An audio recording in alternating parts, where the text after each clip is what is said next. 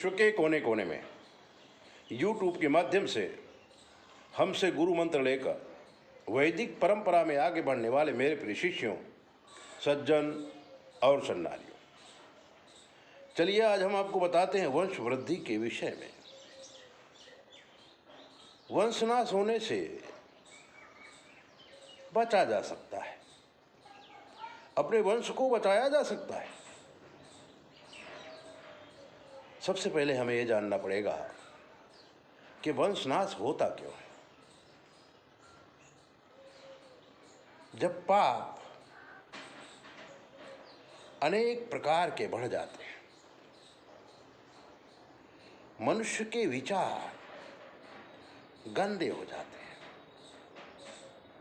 और वो पूरी जिंदगी पैसों के चक्कर में पड़ा रहता है। न अपने बच्चों को पैसा देता है, न अपने परिवार को बच्चा देता है, परिवार को भी पैसा नहीं देता, पत्नी को भी पैसा नहीं देता, अपनी लड़कियों को भी कुछ नहीं देता। वो पैसा इकट्ठा करता है,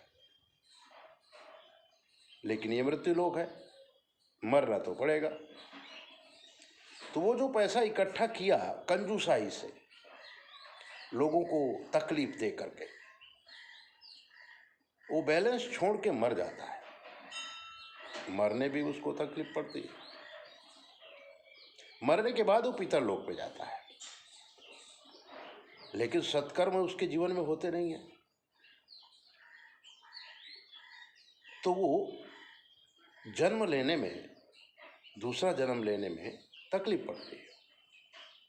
और आप गीता की ये बात याद रखो,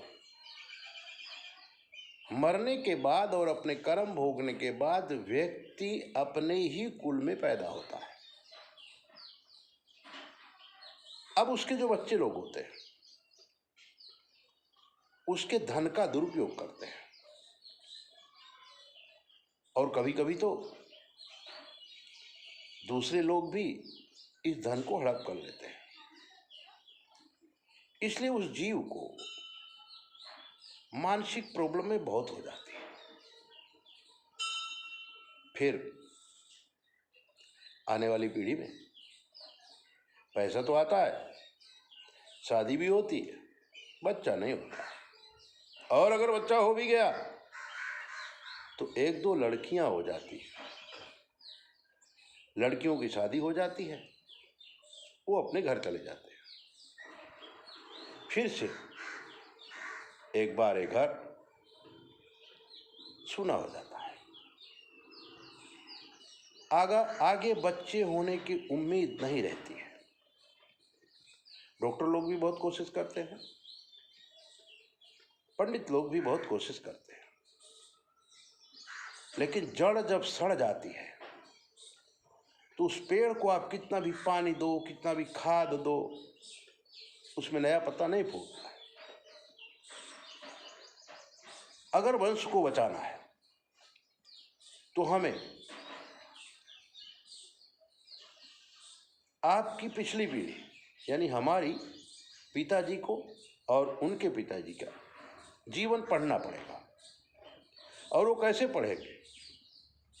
जो भी बच्चा जिंदा है उसकी कुंडली में ग्रहों के रूप में श्रापित दोष, काल सर्प दोष, चांडाल दोष, विष दोष, ये सारे दोष आ जाते हैं।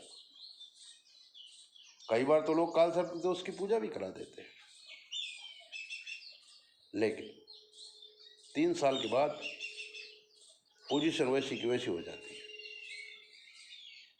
इन सारी बातों का हमने बहुत विचार किया, और आज से 20 साल पहले जब हम बॉम्बे में काम करते थे,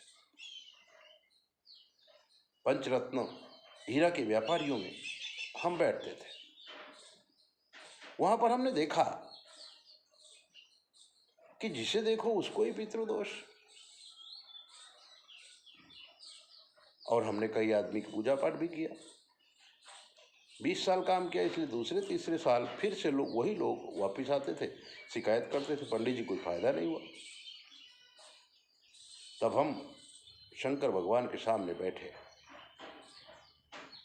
और अपने दिल की बात उनको बताया कि शास्त्रों में अगर ऐसा लिखा है और हम वैसा ही किए हैं तो इस व्यक्ति को फल क्यों नहीं मिला।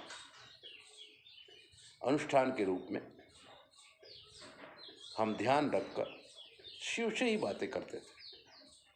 तब हमें ज्ञात हुआ कि पूर्वदत्तेन या विद्या पूर्वदत्तेन या धनम, हमारे जीवन में जो भी धन मिलता है वो पूर्व से काल से निश्चित होता है। जो धन मिलता है वो भी पूर्व निश्चित होता है, जो विद्या मिलती है वो भी पूर्व निश्चित होता है। ऐसा करते करते भगवान शिव के प्रसाद रूप हमें वनस्पति तंत्र का ज्ञान हुआ और वनस्पति तंत्र का ज्ञान होते ही हमने वो अपने जीवन के अंदर अपनाया और कई जगह जैसे दो भाई होते थे, एक को बच्चा होता था एक को नहीं होता था, तो जिसको बच्चा नहीं होता था उसको वनस्पति तंत्र के द्वारा हम पूजा करते थे और फिर उसको बच्चा हुआ। आज वो सारे बच्चे, कोई 10 साल का है, कोई 20 साल का है, कोई 25 साल का है, कोई 50 साल का है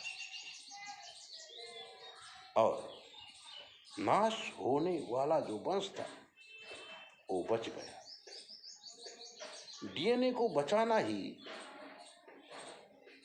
वंश को बचाना है। अब आप कहेंगे कि डीएनए को कैसे बचाया जाए।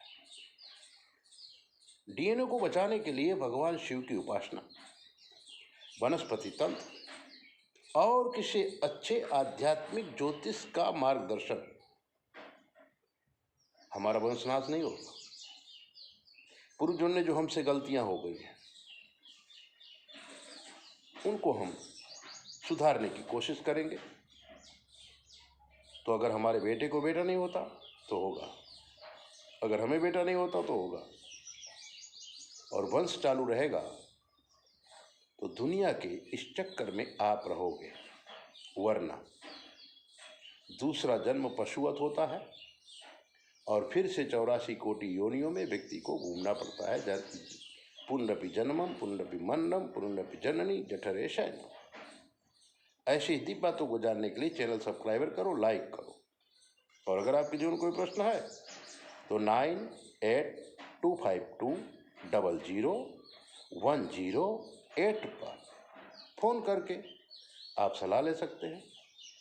जय भोले, अपना ध्यान रखो।